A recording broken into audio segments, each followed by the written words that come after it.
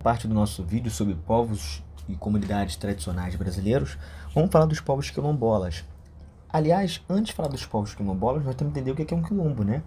Os quilombos eram vilarejos, comunidades, né, que eram formadas por pessoas que estavam sendo escravizadas, né, tanto no período colonial e no período imperial, que fugiam das senzalas e formavam esses quilombos. Geralmente eram em áreas florestadas. Era uma forma de resistência a esse sistema escravocrata. Tá? Mesmo depois do fim da escravidão, os quilombos permaneceram organizados e muitos existem até hoje no Brasil. Tá? Até porque a gente sabe que, infelizmente, não houve uma política de inclusão da população negra, mesmo durante o processo de alforria, de liberdade, né? Tem um vídeo aqui que eu mostro para vocês das diversas leis que surgiram, lei do ventre livre, lei do sexagenário, né? A lei Eusébio de Queiroz. E até mesmo depois do fim da escravidão, essa população não foi inserida na sociedade. Nós temos que lembrar da lei de terras, que agora quem tinha dinheiro é que podia ter terra, cara. Quem tinha grana é que podia ter terra. Antes as terras eram doadas. E aí você tem que lembrar que, olha como é que coincide, né? As leis anti-escravagistas estavam surgindo, a população negra estava conseguindo liberdade, né? E agora o cara vai trabalhar, né, e buscar fazer o trabalho para ganhar um salário, então para ter rendas maiores. Como ele ia fazer isso? Talvez trabalhando no comércio, tendo acesso à terra, por exemplo, né? Porque ter acesso à terra é ter renda e também até acesso ao poder. Então isso era perigoso, a população negra ter acesso à terra, porque eles poderiam galgar a ter terra, ter renda, e ter renda e ter acesso ao poder. Os cafeicultores, por exemplo, eles tinham muito poder político no século XIX. Né? Muito porque eles tinham acesso à terra, tinham muita renda, né? O café era o principal produto de exportação do Brasil.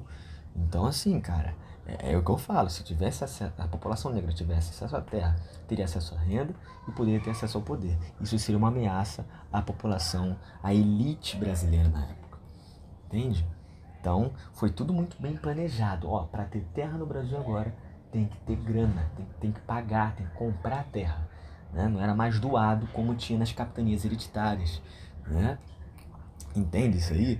Então, outra coisa, essa população também foi negada por muito tempo à escola, né? A escola já era algo assim, muito difícil de ter, né? Era mais para a elite. Muitos até que tinham filhos ali, os cafeicultores, mandavam os filhos para estudar na Europa, nem estudavam aqui, né? A universidade é uma coisa que só vai existir no Brasil no início do século XX. Então olha como é que também foi tardio a gente ter universidade aqui. Então, assim, a restrição até para estudar era só para uma classe específica, para a galera que tinha grana. Então, ao mesmo tempo, uma população que foi negligenciada ao estudo, ao acesso à terra, como é que o cara tem renda e como é que o cara cresce economicamente e socialmente? É muito difícil, cara.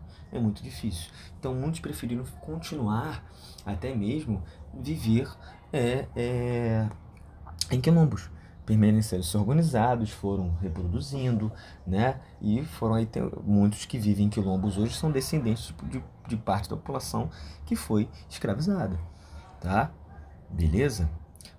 Esses quilombos vivem basicamente da agricultura, tá? Chamada agricultura de subsistência. Então eles plantam feijão, milho, mandioca, banana. Tudo que sobra eles vendem, né? Para as cidades que estão próximas, tá? Para poder ter renda. Então os quilombos são, eles são até importantes economicamente, cara. Entende? Não é que o pessoal tá lá e não faz nada. Claro que não, eles precisam se alimentar. Eles também consomem. Então quem vive em quilombo, geralmente estão trabalhando com agricultura ou artesanato, tá? Por exemplo, e assim conseguem viver, tá? Ok? Os quilombos também ajudam a manter a cultura afro-brasileira, né? Só que é aquilo. Assim como as terras indígenas que precisam ser demarcadas e reconhecidas pelo Estado, muitos quilombos, né, ainda não foram demarcados pelo Estado, né, não foram reconhecidos. E até também sofrem invasão, muitas das vezes, por agricultores e mineradores.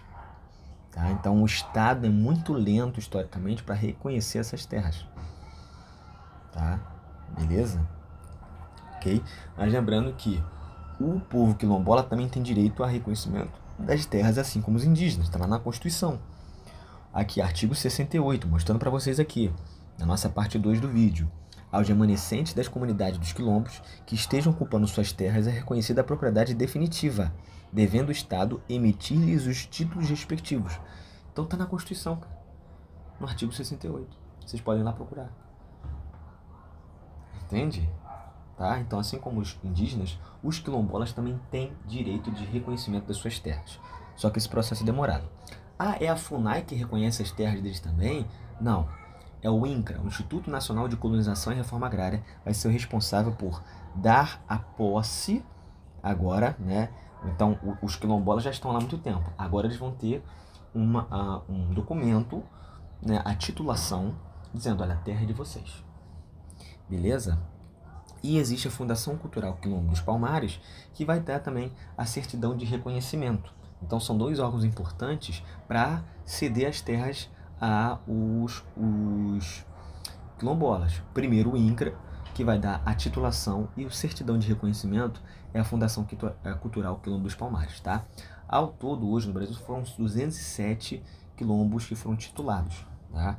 Mas tem mais de 1.700 quilombos que ainda precisam de reconhecimento, tá? E também de titulação, tá? Principalmente de titulação, de posse. Esse é o mais importante. Esse aqui é o mais importante, tá? Quais são os riscos para o povo quilombola ter, por exemplo, estar numa terra que ainda não recebeu a titulação, a posse, por exemplo, que é o mais importante aqui, que é gerado pelo INCRA, Instituto Nacional de Colonização e Reforma Agrária.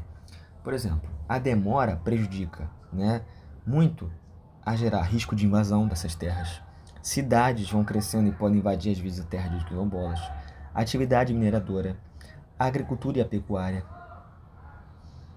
Sem contar que se aquela terra ainda não é reconhecida, se os quilombolas, por exemplo, estão passando por uma dificuldade, sei lá, no plantio, né, e o Estado, por exemplo, tem que ajudar com algum auxílio, até para a população ter o que comer, né? Se aquela terra não é reconhecida, eles ficam com dificuldade de ter um acesso ao auxílio, ou às vezes até um auxílio para ajudar na agricultura. Entende? Então, quando você tem uma terra que é reconhecida, fica mais fácil, às vezes, você pedir um crédito rural ao Estado para poder, né, melhorar ali a produção agrícola do quilombo, ou às vezes pedir um auxílio porque está tendo dificuldade, né, na produção econômica ali agrícola.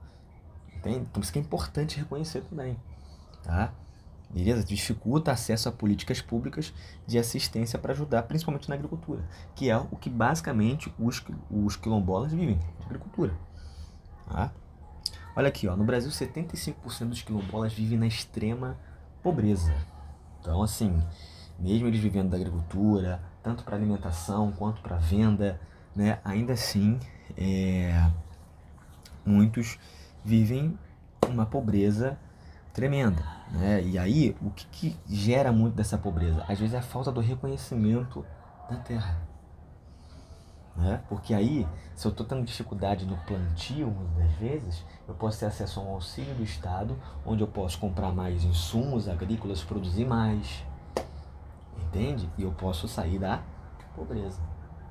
Então, o reconhecimento é muito importante, tá?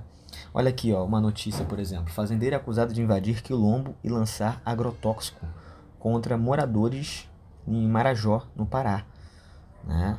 Então também há muitos casos de invasão dessas terras, principalmente terras que não estão reconhecidas. Até terras que estão reconhecidas são invadidas. As que não estão reconhecidas, essas então são ainda mais fáceis para os caras invadirem. Porque existe uma coisa que é o fraude do documento. Muitos desses grandes agricultores, muitas vezes envolvidos com político, tá? Mineradores, principalmente da mineração ilegal, ok? Eles forjam um documento dizendo que aquela terra é deles, tá? Que são chamados grileiros. Nós vamos aprender isso aí mais à frente, tá?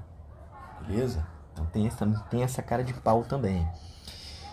Bom, essa é a segunda parte do vídeo. Nós vamos para uma terceira parte já. Nós vamos falar de outros povos e comunidades tradicionais, como vocês estão vendo aí, as populações extrativistas, os seringueiros, as mulheres quebradeiras de coco de babaçu. Então isso fica para uma terceira parte do nosso vídeo. Valeu, senhores!